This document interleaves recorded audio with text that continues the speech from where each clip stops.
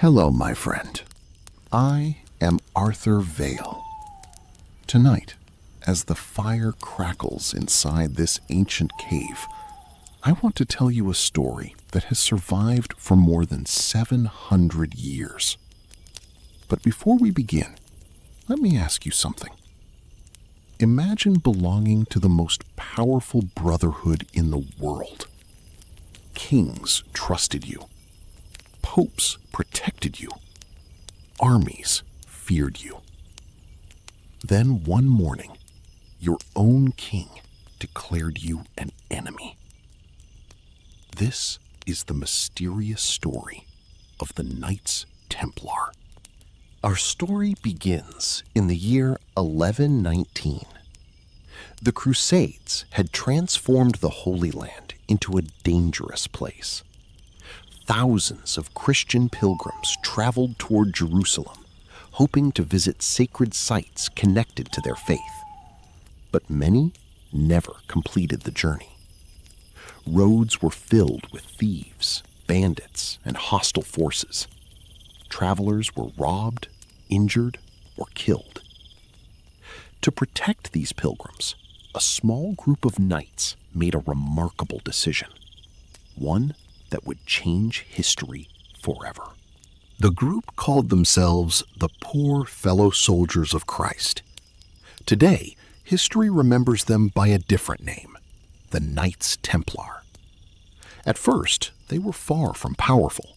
They owned little wealth, commanded no great armies, and possessed no famous castles. What they did have was discipline, faith, and a mission. Their duty was simple: protect pilgrims and defend Christian territories. No one imagined this small brotherhood would one day become one of Europe's most powerful organizations.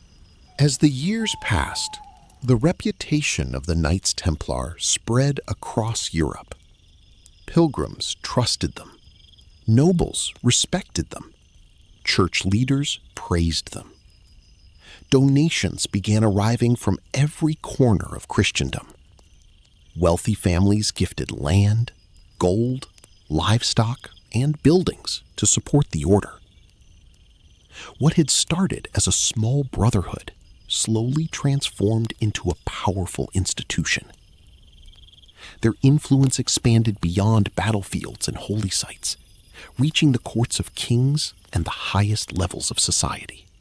Soon, the Knights Templar controlled castles, farms, ports, and trade routes throughout Europe and the Holy Land. Their organization was remarkably efficient. They recorded transactions, managed property, and communicated across vast distances. In many ways, they operated more like a modern institution than a medieval brotherhood. Their success attracted admiration, but it also attracted something far more dangerous. Powerful people began looking at the Templars not with respect, but with envy. One of the most surprising achievements of the Knights Templar involved money. At a time when carrying gold across long distances was dangerous, the Templars created a system that allowed travelers to deposit money in one location and withdraw it elsewhere. Pilgrims could travel more safely, while merchants benefited from increased security. Historians often describe this as an early form of banking. The order's wealth grew rapidly, making them one of the richest organizations in medieval Europe. But wealth brings attention, and attention brings enemies. By the early 1300s, the Knights Templar had become incredibly powerful. Their castles were strong, their treasury was vast. Even kings borrowed money from them. Among those kings was Philip IV of France. Unfortunately for the Templars, Philip faced serious financial problems. His kingdom carried heavy debts, and much of what he owed was connected directly or indirectly to the powerful order. Instead of finding a way to repay his obligations, Philip began considering a different solution. If the Knights Templar could somehow be removed, their wealth might become available to the crown. Soon, strange rumors started spreading throughout France. Some claimed the Templars practiced secret rituals. Others accused them of heresy and blasphemy. Whether these accusations were true or false mattered less than one important fact. People were beginning to believe them. Then came one of the most famous dates in medieval history. Friday, October 13th, 1307. Before sunrise, King Philip launched his plan. Across France, royal officers moved into action. Hundreds of Knights Templar were arrested on the same day. Many were taken completely by surprise. Men who had spent years protecting kingdoms suddenly found themselves chained in prison cells. The operation was so dramatic that some people believe it helped create the modern superstition surrounding Friday the 13th. The accusations shocked Europe. The Templars were charged with heresy, blasphemy, and other serious crimes. Investigators claimed the knights participated in secret ceremonies and rejected Christian teachings. Under torture, some prisoners confessed. Others refused. Today, historians continue debating the truth behind those confessions. Were they genuine admissions of guilt, or were they simply the words of men suffering unbearable pain? The evidence remains uncertain, even after centuries.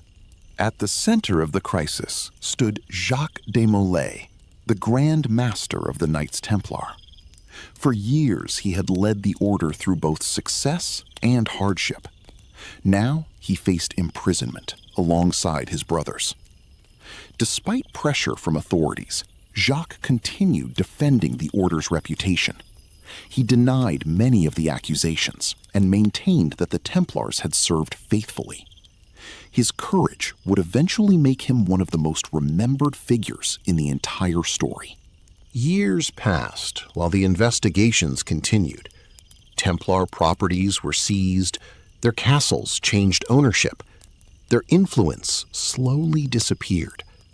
The mighty organization that once stretched across continents was collapsing. Yet something strange happened. Despite all the arrests, authorities failed to uncover the vast treasure many expected to find. This raised an important question. If the Templars had been so wealthy, where had their wealth gone? That mystery would survive for centuries. Some historians believe the missing treasure never existed in the legendary form later stories described. Others believe valuable assets were secretly moved before the arrests began. Rumors spread about hidden gold, secret vaults, and treasure ships disappearing into the night. The lack of clear answers transformed a historical event into a lasting mystery. The more uncertainty people encountered, the more legends began to grow around the fate of the Knights Templar. On March 18, 1314, the story reached its tragic conclusion. Jacques de Molay was brought before the people of Paris. Authorities expected him to repeat earlier confessions. Instead, he shocked everyone. Standing before the crowd, he publicly declared that the Knights Templar were innocent. His words directly challenged the accusations that had destroyed the order. The decision sealed his fate. That same day, the last Grand Master of the Knights Templar was sentenced to death. As flames rose around the execution site, a legend was born. According to later accounts, Jacques de Molay called upon King Philip IV and Pope Clement V to answer before God's judgment. Whether he actually spoke those words remains uncertain. Yet something unusual happened. Within the following year, both the king and the pope died. To many people, this seemed impossible to ignore. Soon, stories of a Templar curse spread throughout Europe. Centuries later, the mysteries surrounding the Knights Templar only became larger. One of the most famous theories involves the Holy Grail. According to legend, the Templars discovered a sacred relic connected to Jesus Christ and secretly protected it. Some claim they found it beneath Jerusalem. Others believe they transported it somewhere hidden. The problem is simple. Historians have never found convincing evidence proving that any of these stories are true. Another theory claims the Templars uncovered secret knowledge hidden beneath the Temple Mount. Some believe they discovered ancient scrolls. Others suggest they found forgotten historical records capable of changing how people understood the past. These ideas inspired novels, documentaries, and conspiracy theories across the world. Yet, once again, evidence remains limited. Much of what people believe about these discoveries comes from speculation rather than documented historical facts. As time passed, people began connecting the Knights Templar to secret societies. One of the most common claims links them to the Freemasons. Supporters of the theory point to similarities in symbols and traditions. Critics argue that the connection lacks direct historical proof. The debate continues today. What makes the Templars fascinating is not just what historians know. It is also what historians cannot fully explain.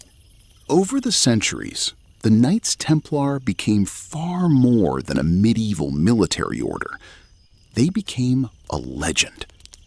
Writers filled books with stories about hidden treasure. Filmmakers created mysteries around secret relics and forgotten knowledge. Conspiracy theories multiplied with every generation. The Templars slowly transformed into one of history's most recognizable symbols of mystery. Few organizations that disappeared 700 years ago continue capturing imaginations as powerfully as they do today. But what does history actually confirm? Historians agree that the Knights Templar existed. They agree that the order became wealthy and influential. They agree that King Philip IV arrested them and that Jacques de Molay died in 1314. Beyond those facts, certainty becomes much harder to find. The Holy Grail, hidden treasure, secret knowledge, and ancient conspiracies remain largely unproven. This is where history ends and legend begins. Perhaps the greatest mystery of the Knights Templar is not a treasure chest or a sacred relic. Perhaps the greatest mystery is why their story refuses to disappear. Empires have risen and fallen since their destruction. Powerful kings have been forgotten. Entire kingdoms have vanished from maps. Yet the Templars remain alive in popular culture. Their story continues because it combines everything people love: courage, betrayal, mystery, power, and unanswered questions. The word we learned tonight is legacy. Legacy means something important that is left behind and remembered after a person or group is gone. The Knights Templar left behind a remarkable legacy, not because of what they may have hidden, but because of what they accomplished and inspired. Their influence survived long after their castles were abandoned and their banners disappeared. That legacy continues to shape history literature, and imagination, even today. Some people will always believe the Knights Templar guarded incredible secrets. Others will always view them as disciplined warriors caught in a political struggle. Both perspectives continue existing side by side. History provides evidence. Legends provide wonder. Together, they create a story that remains endlessly fascinating. Whether you believe the myths or not, one thing is certain. The Knights Templar achieved a place in history that few organizations ever reach. The rise of the Knights Templar was extraordinary. Their fall was dramatic. Their mysteries became immortal. For more than 7 centuries, people have searched for answers about their treasure, their knowledge, and their fate. Yet perhaps the unanswered questions are exactly what keep the story alive. Sometimes, history becomes unforgettable, not because we know everything, but because a few mysteries remain unsolved forever. Before we close tonight's story, let us remember the word we learned together: legacy. Legacy means something important that is left behind and remembered after a person or group is gone. The Knights Templar disappeared centuries ago, but their legacy remains alive. In history, in legend, and in the imagination of people around the world. Thank you for joining me on this journey. Until our next story, keep learning, keep growing, and keep turning the pages of history. If you enjoy stories like this, don't forget to subscribe and join us for more journeys through history.